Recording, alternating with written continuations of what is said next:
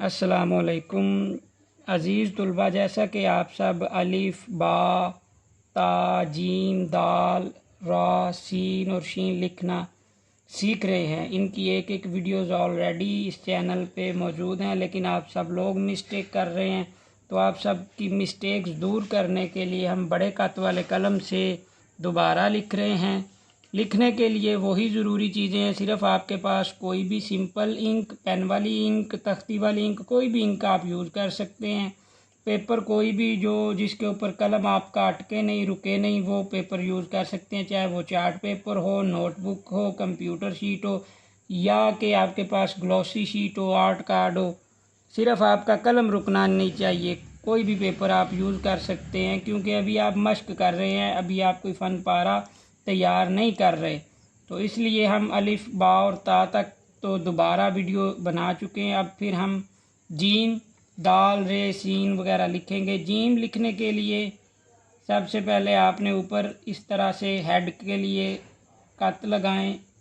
Gym का head होना चाहिए 1.5 कत, और पीछे से इसके जो दुम है, जो चोटी है इसकी, ये 1 कत के बराबर होनी चाहिए। जीम का हेड आप कलम की नोक की मदद से बनाएंगे और ये इस तरह से स्लोप में होगा, और यहाँ से ये थोड़ा सा इस तरह खुलेगा, और ये तकरीबन आप ये इस जगह से आधे कत जितना इसका साइज़ हो।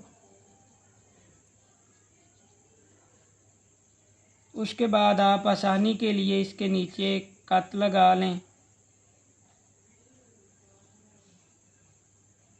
ये 2.5 कत पे ये लाइन यहाँ पे आके मिलेगी, और ये आपके जीम की टोटल हाइट है। अब कलम की नोक के साथ ही आप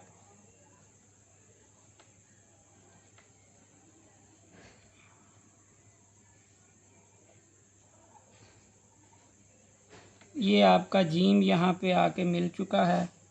अब आप ऐसे भी कर सकते हैं। सॉरी, थोड़ा सा नीचे वाला बोर्ड स्टेबल नहीं है, जिस वजह से ये कलम स्लिप आउट हो गया, लेकिन कोई बात नहीं। अब यहाँ से आप पूरे कलम के साथ इसका दायरा बनाएंगे, जो कि उल्टा नून होगा, और ये दायरा यहाँ तक जाएगा।